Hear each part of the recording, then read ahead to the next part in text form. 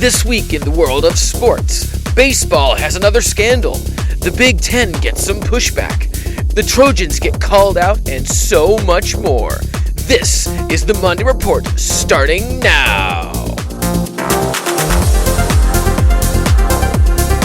All right. Hello, everybody, and welcome to a second episode on this Monday morning. It is Monday, November 10th, 2025, and this is the Monday Report. I'm your host, H. James K., and today, this episode is only happening because there was a crazy, unbelievable sports scandal that just required an episode, and I figured, what better time than right now to completely change the format of my podcast.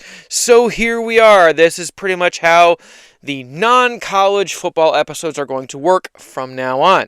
Much like the college football roundup, there's going to be multiple segments with quick hits at the end to wrap things up. All right off the top.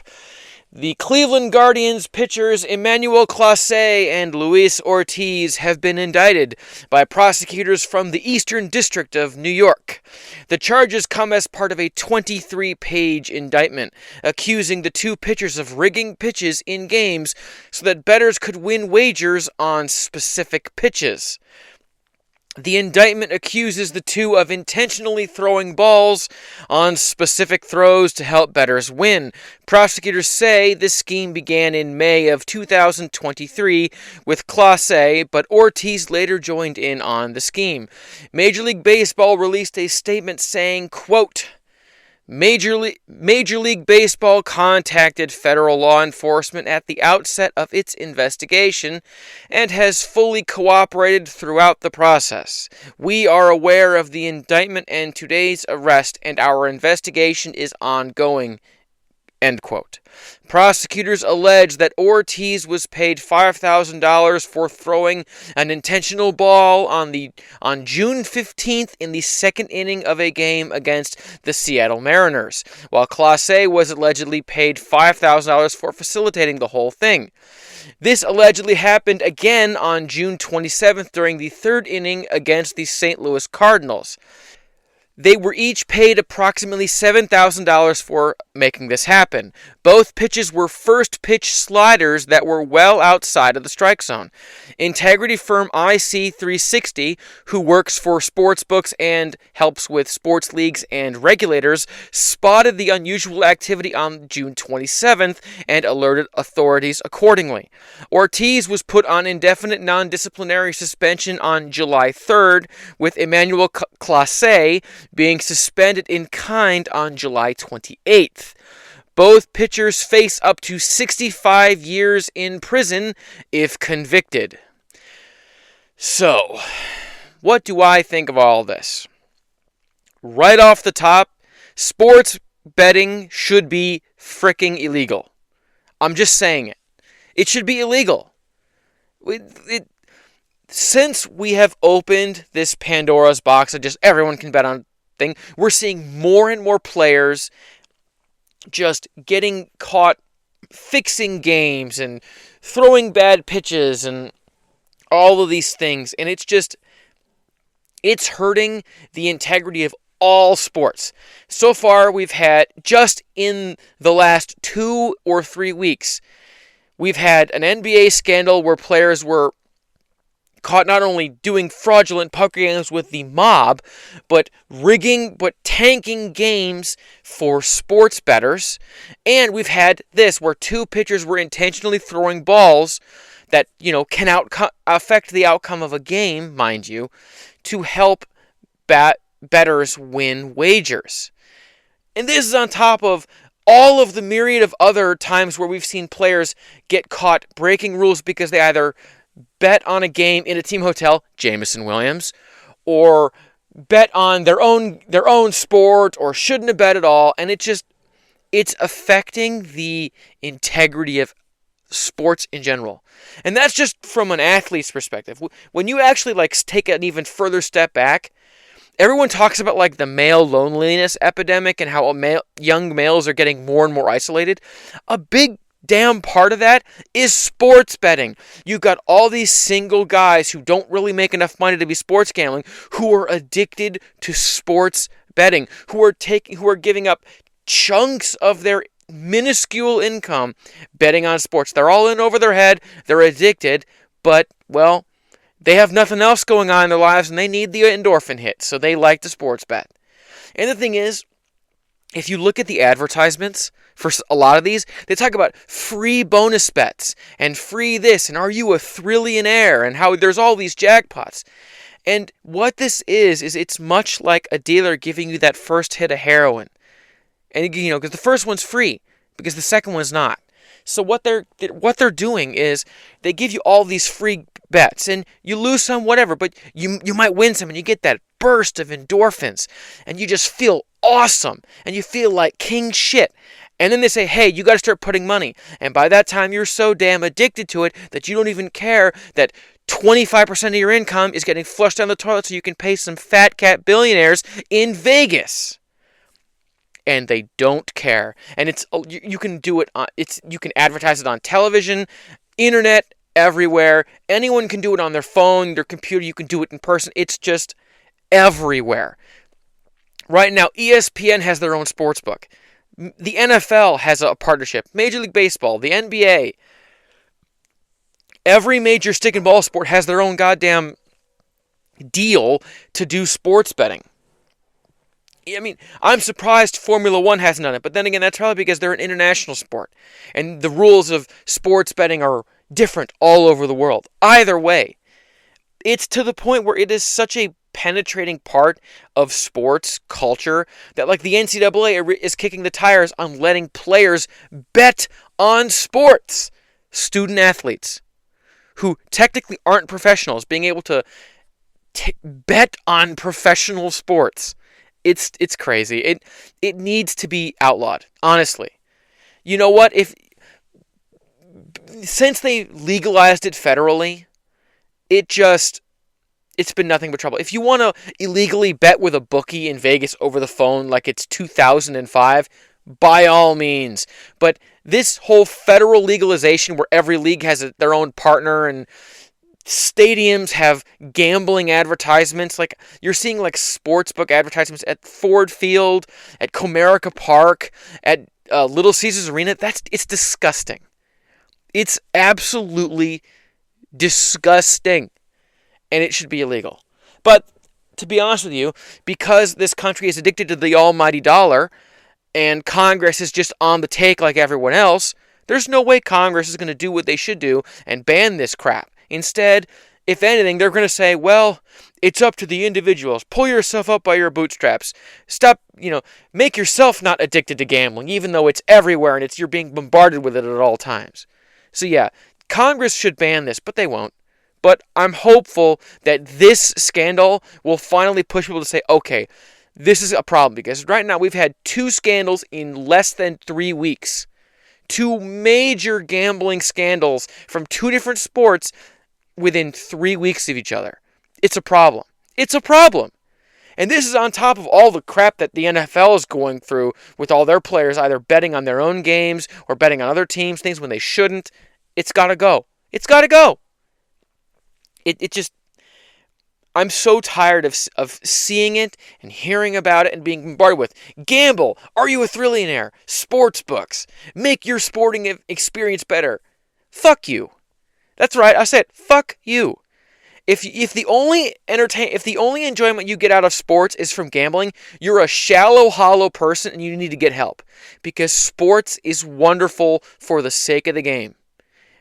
Sports is good enough on its own. It doesn't need the soul-sucking succubus that is sports betting leeching off of all of its fans. Sports doesn't need this. And it needs time to go away. So, bye-bye sports betting. This last 5 years has been fucking awful. Don't let the door hit you on the way out. Alright, moving on. Michigan and USC are working together to resist an investment deal. So, the University of Michigan and the University of Southern California continue to resist the Big Ten Conference's efforts to secure an equity investment deal for the conference's 18 teams. The deal would bring $2.4 billion cash infusion to the conference from the California State Pension Fund. in exchange for a 10% equity stake in a business called Big Ten Enterprises that is to be created to better monetize the conference's members.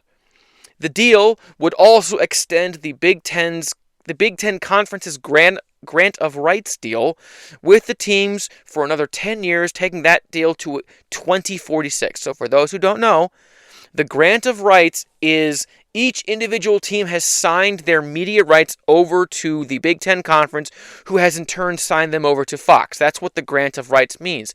And it means that any team that wants to get out of the conference has to buy their way out of the grant of rights. If one's in, we're all in kind of thing. One goes, we all go. So what the deal does is by extending the grant of rights, it's guaranteeing that the 18 Big Ten teams are going to be around to generate revenue and profits for this business venture, which justifies the $2.4 billion upfront cash infusion that should give each team between $120 and $190 million. Like Michigan, Ohio State, Penn State would get like $190 million cash up front, and everyone else would get around $123 million cash up front.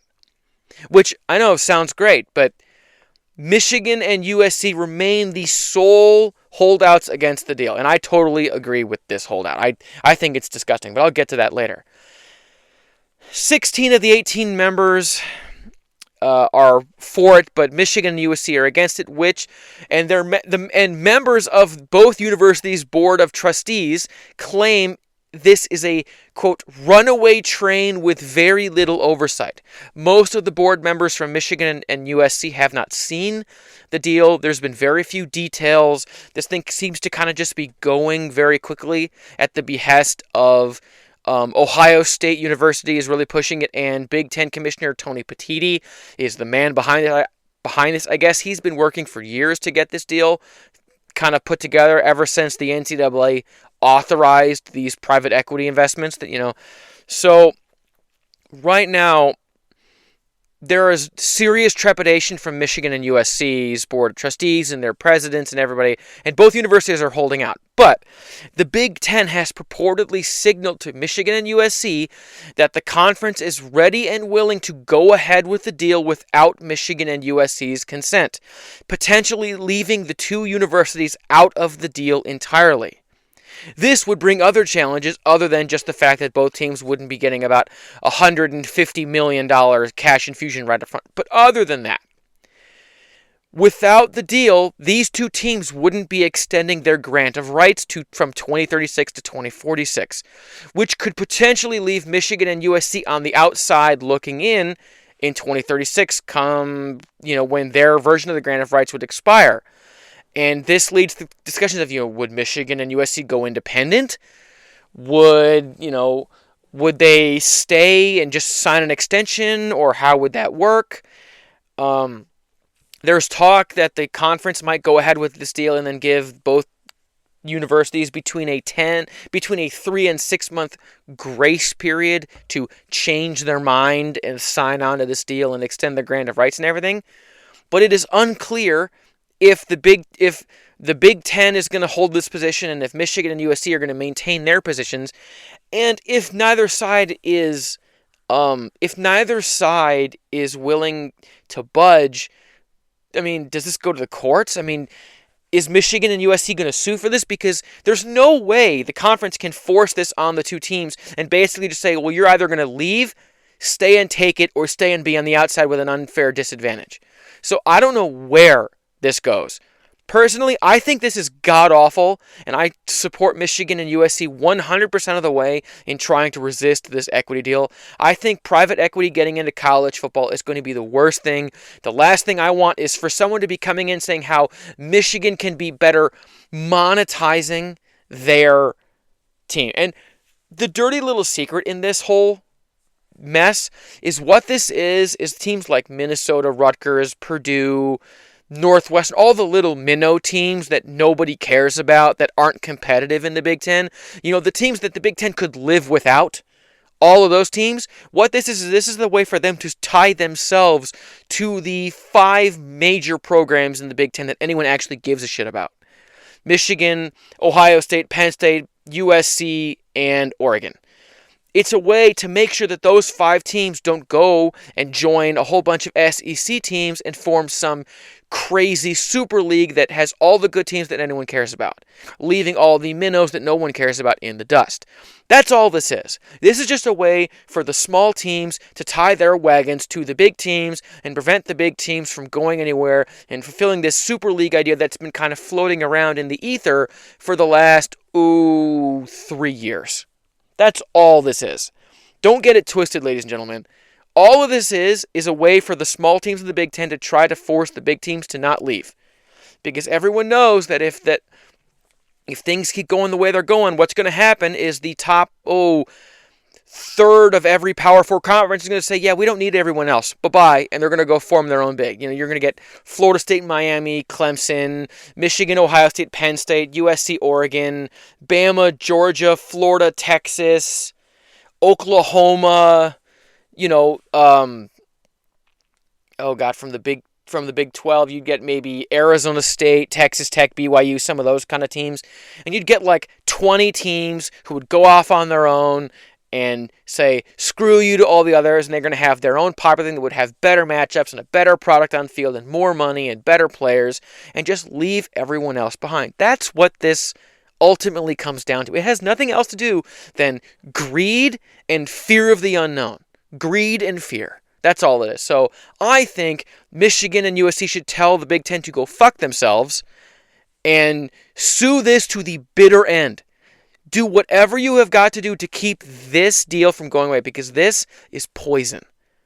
It's one of those where, yeah, you're going to get about $150 million from the front, but then you have tied yourself to the California State Pension Fund. Suddenly, there is another interest involved with everything that goes on in the athletic department. And yes, it's only a 10% stake, but still. It's if you give a mouse a cookie, he's going to ask for a glass of milk. It's that whole thing. If you let this animal into your house, you're never going to get rid of it. It's going to be logos on your uniforms and logos on the stadium. Michigan is one of the only teams in the country that doesn't have any logos in their stadium. That's coming if you let this equity deal in, because one of the first things they're going to say is, well, Michigan's going to have to put banner ads all over the stadium. I mean, how else are they going to monetize their stadium? Maybe you sell the naming rights. Blah blah blah blah blah. Once you start letting that animal in, it doesn't go away. It doesn't stop. So Michigan and USC need to keep pumping the brakes, hire lawyers, and sue to the bitter end if that's what it takes, because fans don't want this.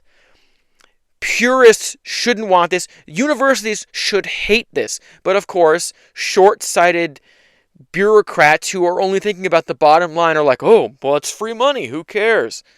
There are long-term ramifications for this deal. And this deal is awful. And yeah, it sounds great. It's awful. Say no. Think of the DARE program. Just say no.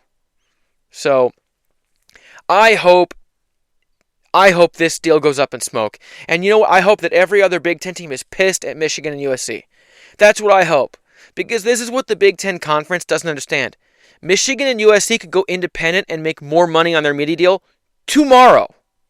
Oh yeah.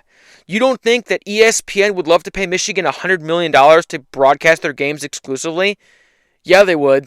CBS, NBC. Oh yeah, baby. Michigan could go independent tomorrow, and half the SEC would be like, we want to schedule you, because Michigan is freaking Michigan. Michigan versus Ohio State is the most watched college football game every year. Like clockwork, no matter how bad one or the other team is. Yeah, Michigan would survive without the Big Ten. But I don't know if the Big Ten would do very well without Michigan and USC. I mean, yeah, you'd have Ohio State and Oregon, but does the game survive Michigan going independent? I don't know. I don't think so. Because Ohio State's going to have to play a conference game. Are they going to play 9 conference games and Michigan every year? I'm not sure they do. And how is the Big Ten media deal how is the value of that deal going to stand up if the second most popular team in the conference is gone? So yeah, fight this in court. Make sure this deal never happens, because the Michigan doesn't need the Big Ten. The Big Ten needs Michigan. So yeah, and USC, speaking of USC, this is wild. I had no idea this happened. I didn't really pay attention to the USC versus Northwestern game on Friday night. I didn't watch the game. I had better things to do than watch a game against Irrelevant and USC. So the Big Ten Conference has announced that the USC Trojans should have been penalized for a fake punt performed in the second quarter of their game against Northwestern on Saturday. Sam Heward, and that is the son of commentator Brock Heward, for those who don't know, who is USC's third-string QB, lined up as punter wearing the number 80, the same number as USC's punter Sam Johnson. So Heward took the snap and threw a 10-yard pass to Nuke Hines for a first down on a 4th and 6. Both Heward and Johnson were listed as on the game day roster as number 80, even though Heward's number is actually number 7 as listed on their roster online. The Big Ten said that even though the game day roster was submitted fairly, they cited an obscure NCAA regulation on, quote, unfair tactics, end quote, saying that the two players at the same position cannot wear the same number. So they're saying that because Sam Heward took the field as the punter first, before Sam Johnson ever took the field, he is then ipso facto a punter. And he wore the number 80, which means that after that, when Sam Johnson came in at the end of this, for his first punt later on in the second quarter, the second he punted the ball, they should have been penalized for illegally having two players at the same position with the same number. And they should have been penalized. I think it's be a 15-yard penalty when the second punt took place. So the Big Ten Conference has told USC that this should have happened, even though it didn't. Ultimately, USC won the game like 38-17 or something like that. It wasn't really close. It was close-ish in the first half, but USC poured it on and pulled away in the second half. All right, quick hits. So Lando Norris won the Brazilian Grand Prix, increasing his championship lead. Lando won from pole, with teammate Oscar Piastri only managing a fifth-place finish after getting a dubious 10-second penalty for hitting Andrea Kimi Antonelli. F1 points. I actually didn't look up the points before recording, so let's look them up now. Standings. So, on top of this is already on the disastrous qualifying performance that Max Verstappen had. So, right now, after the Brazilian Grand Prix, Lando Norris is in first place with 390 points, with teammate Oscar Piastri in second at 366 points, and then Red Bull driver Max Verstappen with 341 points. That is the top three of the Formula One World Championship standings. Right now, with I think it's 2 races to go or 1 race to go, Lando Norris is leading by 24 points, and his form is just rock solid right now, so I think Lando Norris is going to win. You never say never, knock on wood and all that. But it's Oscar Piastri's form has so drastically fallen off in the last 7 races that he was firmly in the lead of this championship, and now he's just not. So it's been a crazy shift. But McLaren has locked up the constructors, and they're about to lock up the drivers' championship. So it's looking like it's going to be a McLaren double championship this year, which is awesome. Go McLaren. All right.